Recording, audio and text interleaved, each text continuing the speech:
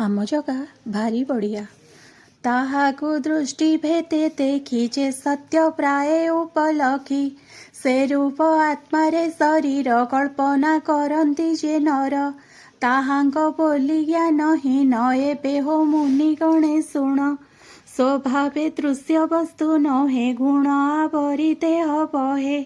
ଏଣୁ ସେ ଜୀବ ରୂପ ବହି ଜନ୍ମ ମରଣ ପଥେ ଥାଇ, ଏ ସ୍ଥୂଳ ସୂକ୍ଷ୍ମ ରୂପ ଯେତେ ସମ୍ଭବେ ବିଷ୍ଣୁ ମାୟାଗ୍ରସ୍ତେ।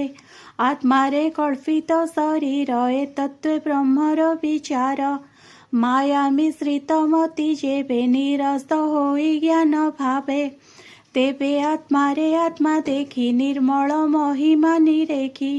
ଏ ମାୟା ଈଶ୍ୱର ପ୍ରକାଶ ଯେବେ ସେ ହୁଅଇ ବିନାଶ, ପରମାନନ୍ଦ ରୂପେ ଚିତ ତେବେ ସେ ହୁଅଇ ଭାବିତ। ତହୁଁ ସପର୍ଣ୍ଣ ବ୍ରହ୍ମ ଜ୍ଞାନ ଜାଣଇ ତତ୍ତ୍ୱଜ୍ଞାନୀ ଜନ, ଯାହାର ଜନ୍ମ କର୍ମ ନାହିଁ ବେଦର ଗୃଢ଼ ତତ୍ତ୍ୱ ଯେହି। ତାହାର ଜନ୍ମ କର୍ମ ମାନ କବିଏ କରନ୍ତି ବର୍ଣ୍ଣନ, ସ୍ୱଭାବେ ଯାର ଜନ୍ମ ନାହିଁ ବିଚାର କରିବ ତା କେହି। ଅମୋଘ ଲୀଳ ନର ହରି ଆତ୍ମାରେ ବିଶ୍ୱ ମାୟା କରି, ବ୍ରହ୍ମାଣ୍ଡ ସୂର୍ଯ୍ୟଇ ପାଳଇ ଅନ୍ତେ ଆପଣେ ସଂହାରଇ। ପ୍ରାଣିକ ମଧ୍ୟରେ ଆତ୍ମତନ୍ତ୍ରେ ଷଡ଼୍ବର୍ଗ ଭୋଗ କରେ ନିତ୍ୟେ, ଏଣୁ ଈଶ୍ୱର ସେ ବୋଲାଇ କି ପାଉ ଉପମା ଦେବି ମୁହିଁ। ଈଶ୍ୱର ଲୀଳା କର୍ମ ଯେତେ କେ ଜାଣିପାରେ ତର୍କ ମତେ, ଏହାର ଅଛି ଯେତେ ନାମ ସ୍ୱଭାବେ ଯେତେ ରୂପ ଗୁଣ। ଅଜ୍ଞାନୀ କେ ଜାଣିବ ତାହା ଦୂରାଧିଗମ୍ୟ ବିଷ୍ଣୁ ମାୟା, ନଟ ଯେ ସନେ ମାୟା କରି ମୋହଇ କୁହୁକ ବିସ୍ତାରି। ସେ ଚକ୍ର ପାଣିର ଚରିତ କେ ଜାଣିପାରେ ତାର ତତ୍ତ୍ୱ, ସେ ହରି ପାଦ ପଦ୍ମ ଗନ୍ଧ ଯେ ନିତ୍ୟ ପିଏ ମକରନ୍ଦ। ହିଂସା କପଟ ଦୂରେ ତେଜି ସର୍ବାନୁକୂଳେ କୃଷ୍ଣ ଭଜି, ଭକତି ଭାବେଣ ଭଜନ୍ତି ସେ କୃଷ୍ଣ ମହିମା ଜାଣନ୍ତି। ଧନ୍ୟ ଜୀବନ ତାହାଙ୍କର ଯେ ହରି ଚରଣେ କିଙ୍କର, ସର୍ବ ଆତ୍ମାକୁ ଆତ୍ମା ଭାବେ ଭଜନ୍ତି ନିତ୍ୟ ବାସୁଦେବେ। ଏ ମନ୍ଦ ଭାବେ ଯେ ଭଜଇ ଏ ମାୟା ତାକୁ ନ ଲାଗଇ, ଏ ଯେ ପୁରାଣ ଭାଗବତ ନିର୍ମଳ ପଦ ବିଷ୍ଣୁ ତତ୍ତ୍ୱ। ବିଷ୍ଣୁ ଚରିତ ପରଶି ପ୍ରକାଶ କଲେ ବ୍ରହ୍ମ ଋଷି, ଜୀବର ମୁଖ୍ୟ ଫଳ ଅର୍ଥେ ଧନ୍ୟ ମଙ୍ଗଳ ଏ ଜଗତେ। ସର୍ବନିଗମ ଇତିହାସେ ସାର ଉଦ୍ଧାରି ମନ ତୋଷେ, ଆତ୍ମଜ୍ଞାନୀଙ୍କ ମଧ୍ୟରେ ପର ଯେ ସୁଖ ରୂପେ ଅବତାର। ତାହାଙ୍କୁ ଭାଗବତ ଦୀକ୍ଷା ଦେହି କହିଲେ ଆତ୍ମଶିକ୍ଷା, ସେ ପୁଣି ପରଗୀତ ଆଗେ କହିଲେ ଆତ୍ମା ଅନୁରାଗେ। ବ୍ରାହ୍ମଣ ସାପେ ସେ ବିକଳେ ନିବାସ କରି ଗଙ୍ଗା କୂଳେ, ପରମ ଋଷି ମେଳେ ଥାଇ କୃଷ୍ଣ ଚରଣେ ମନ ଦେଇ। ଏ ଭାଗବତ ଶାସ୍ତ୍ର ଶୁଣି ତରିଲା ଭବ ତରଙ୍ଗିଣୀ, ଶ୍ରୀକୃଷ୍ଣ ଗଲେ ନିଜ ଧାମ ସଙ୍ଗତେ ଘେନି ଜ୍ଞାନ ଧର୍ମ। ଏ କଳି ଯୁଗେ ଯେତେ ନରେ ପଡ଼ିବେ ମାୟା ଅନ୍ଧକାରେ, ତାହାଙ୍କୁ ତପନ ଉଦିତ ହୋଇବ ଭାଗ୍ୟେ ଭାଗବତ। ରାଜା ସଙ୍ଗତେ ଗଙ୍ଗା ତଟେ ଅନେକ ଋଷିଙ୍କ ନିକଟେ, ଏ ଭାଗବତ ତତ୍ତ୍ୱବାଣୀ ସୁକ ମୁନିଙ୍କ ମୁଖୁ ଶୁଣି।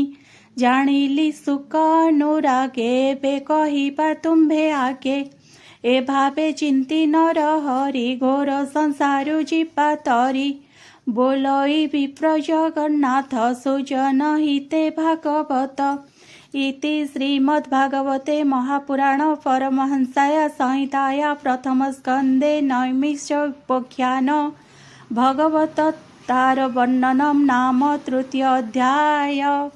ଚତୁର୍ଥ ଅଧ୍ୟାୟ ଆରମ୍ଭ। ବେଦ ପୁରାଣ ରଚି ବ୍ୟାସ ଚିତ୍ତେ ନହିଲେ ପରିତୋଷ, ଚତୁର୍ଥ ଅଧ୍ୟାୟ ଚରିତ ଯହୁଁ ପ୍ରକାଶ ଭାଗବତ। ବ୍ୟାସ ଉବାଚ। ଏ ମନ୍ତେ ଭାଗବତ ବାଣୀ ସୁତ ମୁନିଙ୍କ ମୁଖୁ ଶୁଣି, ମୁନିଙ୍କ ମଧ୍ୟରେ କଳ୍ପ ବୃଦ୍ଧ ସୌନକ ନାମେ ଧର୍ମ ଶୁଦ୍ଧ, सर्वमुनिଙ୍କ अवधाने पूछन्ति मधुर वचने।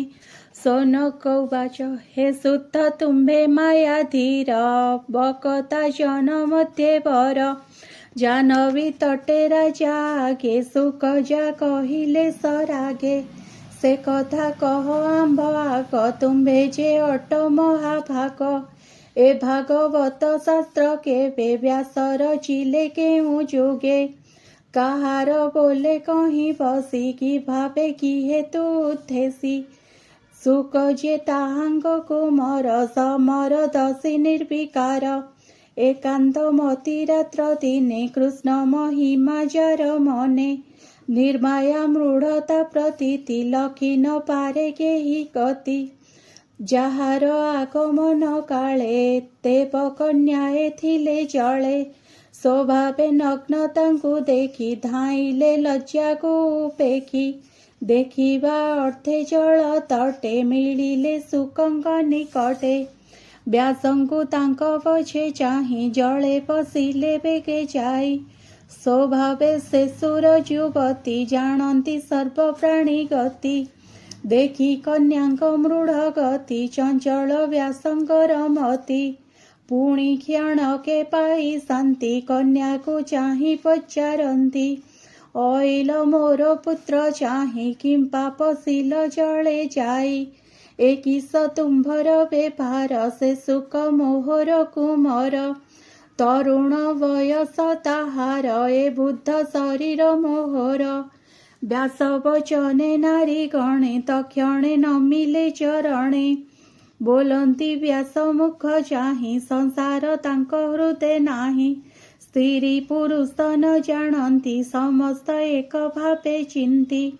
ତୁମ୍ଭେ ଯେ ବୋଲ ଆମ୍ଭେ ବୃଦ୍ଧ ବିଷୟ ରସେ ଅଛି ସଧ। ଏ ଘେନି ହୋଇଲୁ ଅନ୍ତର।